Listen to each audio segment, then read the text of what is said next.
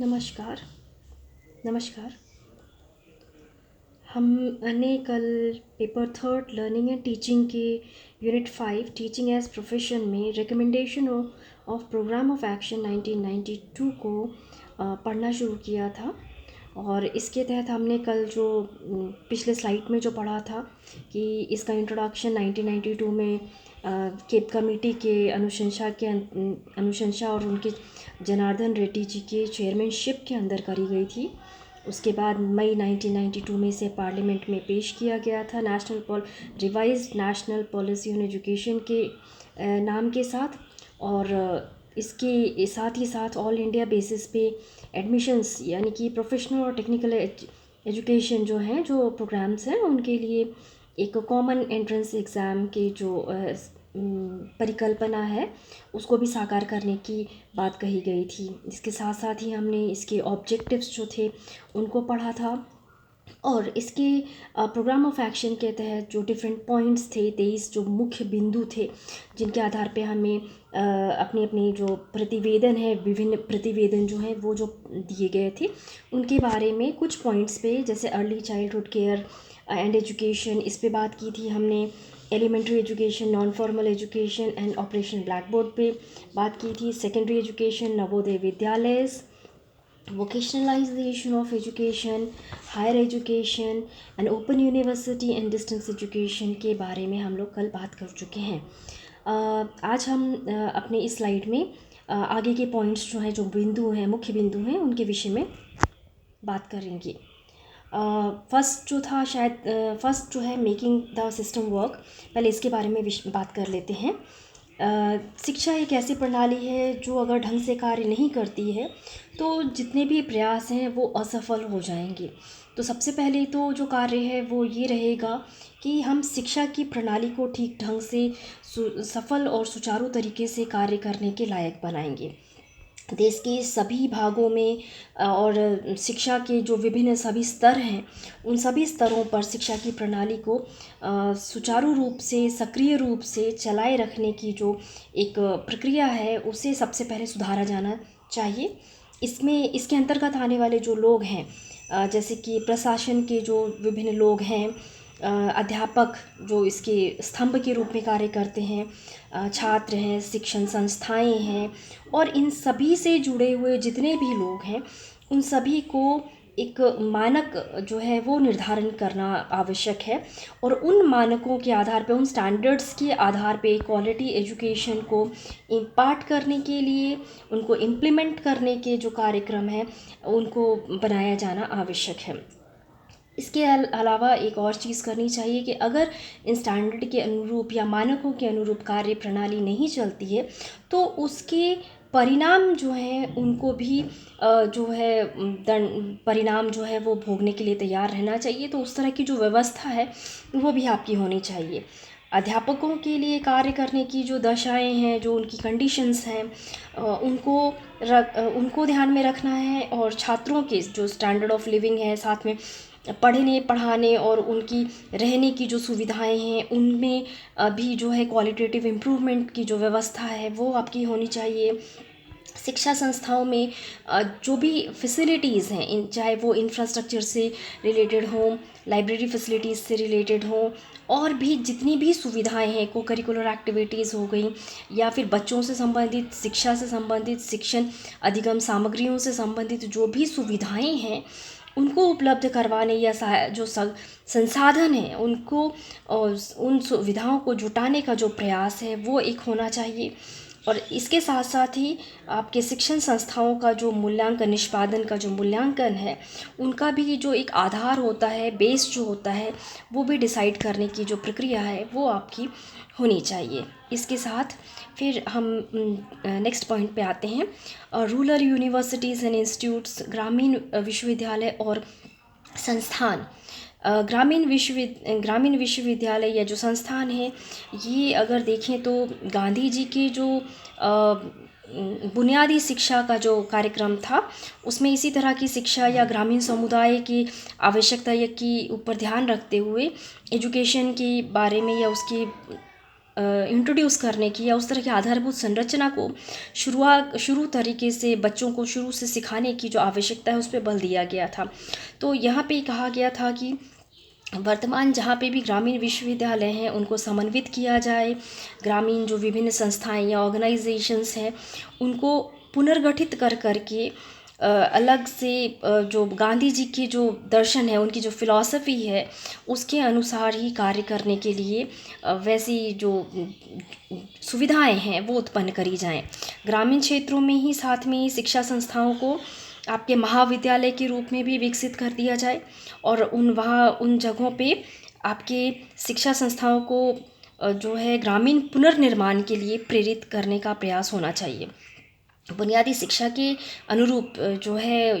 आपके इन संस्थाओं को जो मान्यता देना, उनको उनकी जो बेसिक इंफ्रास्ट्रक्चर फैसिलिटीज़ है उनको डेवलप करना, उनका सुदृढ़ जो एक वातावरण है वो तैयार करना भी एक प्रमुखता से किया जाने वाला कार्य होना चाहिए। इसके साथ साथ ही ग्रामीण शिक्षा के कार्यक्रम का जो संचालन है वो जो है आपके central council of rural institutes जो है, उस तरह केंद्रीय ग्रामीण संस्थान परिषद, इस तरह की जो संस्थाएं हैं उनका गठन किया जाना चाहिए, जो उनका जो मैनेजमेंट है और बाकी जो चीज़ें हैं उन सभी को अच्छी तरह से उनका देखभाल करके उनको व्यवस्थित तरीके से चलाने का प्रयास जो है वो कर सके। टेक्निकल एंड मैनेजमेंट एजुकेशन, तकनीकी और प्रबंध शिक्षा जो है मानव संसाधन के अंतर्गत एक बहुत ही प्रमुख जो कार्य है वो करती है। इसके अंतर्गत जो है आपके AICTE जो है अखिल भारतीय तकनीकी शिक्षा परिषद, इसकी जो है इसको जो है सुदृढ़ एक जो बेस है वो दिया जाएगा। राज्यों के जो विभिन्न तकनीकी जो बोर्ड हैं, शिक्षा बोर्ड जो हैं और उनके जो निदेशालय हैं उनकी व्यवस्था को सुदृढ़ किया जाएगा। सभी की सभी प्रणाली जो है आप जानते होंगे कि 90s के बाद कंप्यूटर्स का जो है प्रयोग जो है वो बढ़ा है। तो इस समय तक ये कहा गया था कि तकनीकी संसाधन में सूचना प्रणाली जितनी भी है उनको जो है कंप्यूटर से जोड़ दिया जाएगा या कंप्यूटरीकृत कर दिया जाएगा उनको, और तकनीकी और प्रबंध संस्थाएं जितनी भी हैं उन सभी को ऑटोनमस या स्वायत्तता का जो दर्जा है वो दिया जाएगा। इनके बीच में जो मोबिलिटीज़ हैं या फिर जो इन उच्च संस्थाएं जो हैं इनके बीच में जो अंतर क्षेत्रीय गतिविधियां जो हैं वो या गतिशीलता जो है वो ज़्यादा से ज़्यादा इम्प्रूव कर दी जाएं। इनके अंतर्गत आने वाले जितने भी क्षेत्र हैं, विषय क्षेत्र हैं, उन सभी में अनुसंधान के जो कार्य हैं वो बड़े लेवल पे या अच्छी तरह से इंट्रोड्यूस किए जाएं, उन क्षेत्रों को चिन्हित किया जाए और तकनीकी शिक्षा में मतलब कॉन्टिन्यूटी लाते हुए आपके जो अधिगम के जो विभिन्न क्षेत्र हैं या स्रोत हैं उन सभी को इंट्रोड्यूस करने का एक प्रयास जो है वो किया जाना चाहिए। नेक्स्ट है आपका लास्ट वन यहाँ पे स्लाइड में, delinking degrees from jobs and man power planning. आपकी उपाधि की रोज़गार से जो अलग करने की जो एक वो है वो आपको करना चाहिए कि आप उपाधि या जो डिग्रीज़ है वो और रोज़गार वो एक अलग, दोनों को अलग करके देखा जाए और इसके साथ साथ ही मानव जो श्रम है या मानव जो शक्ति है, ह्यूमन पावर है, आपका मैन पावर है, उसकी प्लानिंग या नियोजन कैसे किया जाए उसके विषय में इसमें बात कही गई है। शिक्षा नीति के अंतर्गत जितने भी विश्वविद्यालय हैं जो डिग्रीज़ प्रदान करते हैं उन सभी डिग्रीज़ की अनिवार्यता जो है मतलब कि इस पर्टिकुलर जॉब के लिए इस तरह की डिग्रीज़ होनी चाहिए, इस तरह की अनिवार्यता को जो है समाप्त करने की बात जो है वो कही गई थी, क्योंकि हर एक तरह के जो रोज़गार हैं, जॉब्स हैं, उन सभी में अलग अलग तरह के नॉलेज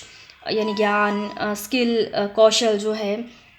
अलग अलग तरह की चीज़ों की आवश्यकता होती है या ज़रूरत होती है। तो शैक्षिक परीक्षाएं जो होती है, जो एजुकेशनल हम डिग्रीज़ जो लेते हैं उनको ही आधार बना करके हम किसी भी व्यक्ति की जो क्षमताएं हैं उनको अगर नहीं परखते हैं तो ये उनके साथ अन्याय होगा। तो कहीं ना कहीं ये कहा गया कि विश्वविद्यालय जो प्रदत्त अंक देता है वो ये निर्धारित नहीं कर देता है कि वो व्यक्ति कितना स्किलफुल है या फिर उसके पास कितनी नॉलेज है। तो एक ये कहा गया कि डिग्रीज़ को जो है आपके जॉब्स के साथ डीलिंक करना आवश्यक है और इसके साथ ही और भी कुछ पॉइंट्स कहे गए थे,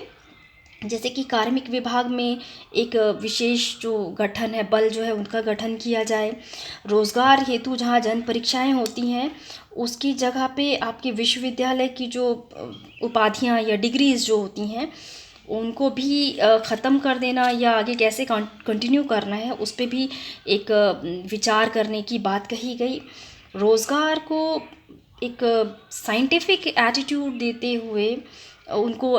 विश्लेषण करते हुए ये कहा गया कि विभिन्न ग्रुप्स या विभिन्न जॉब्स के लिए अलग अलग तरह के शिक्षा और प्रशिक्षण के जो कार्यक्रम हैं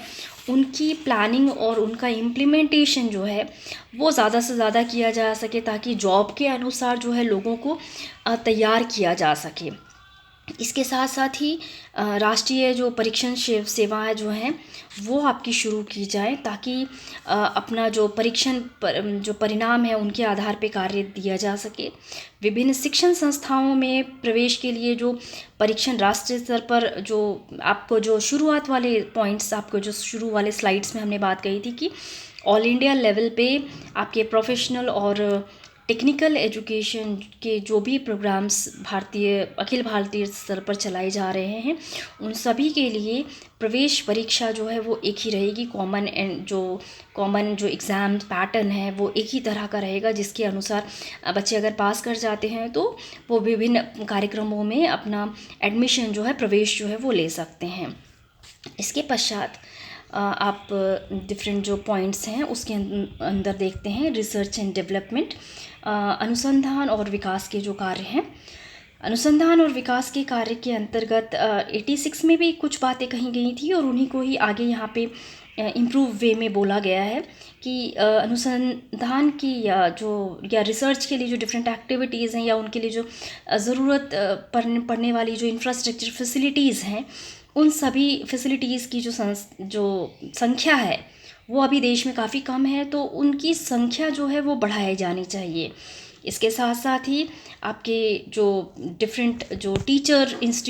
ट्रेनिंग इंस्टीट्यूशंस हैं उनमें भी टीचर्स को जो है आपके रिसर्च एक्टिविटीज़ कंडक्ट करवाने के लिए या रिसर्च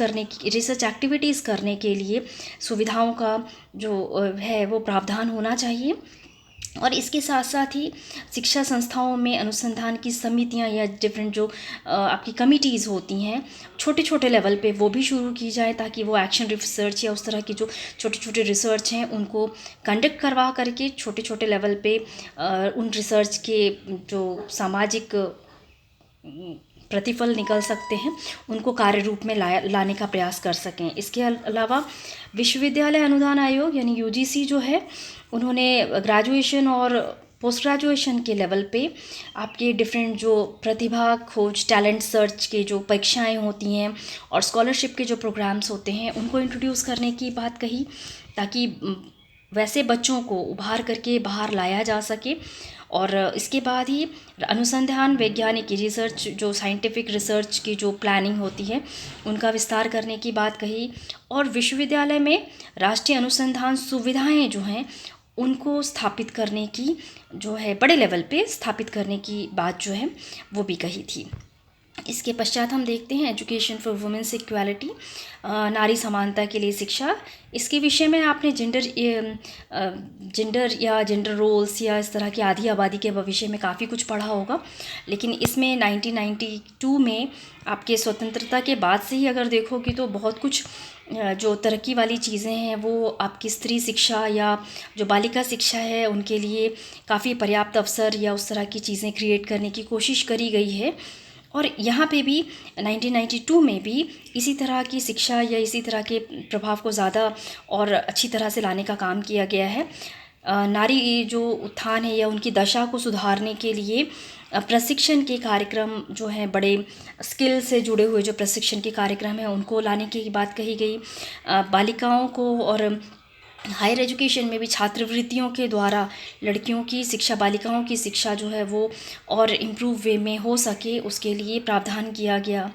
शिक्षा संस्थाओं में जो संबंधित जो लड़कियों से या नारी से शिक्षा से संबंधित या उनसे विकास से संबंधित जो विभिन्न कार्यक्रम हैं उनको प्रारंभ किया गया। स्कूल स्तर तक अध्यापकों की नियुक्ति में पहली प्राथमिकता महिलाओं को दी जाएगी, यानी कि फीमेल जो टीचर्स हैं उनको पहली प्राथमिकता दी जाने की बात कही गई।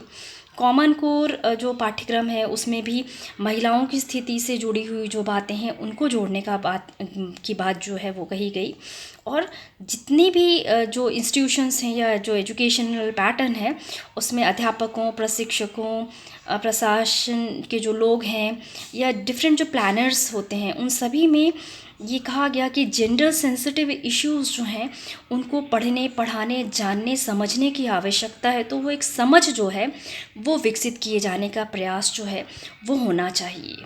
इसीलिए नारी समानता की शिक्षा या शिक्षा प्राप्ति के जो अच्छे अवसर होते हैं उनको बहुत ही बड़े लेवल पे क्रिएट करने की बात कही गई थी। धन्यवाद।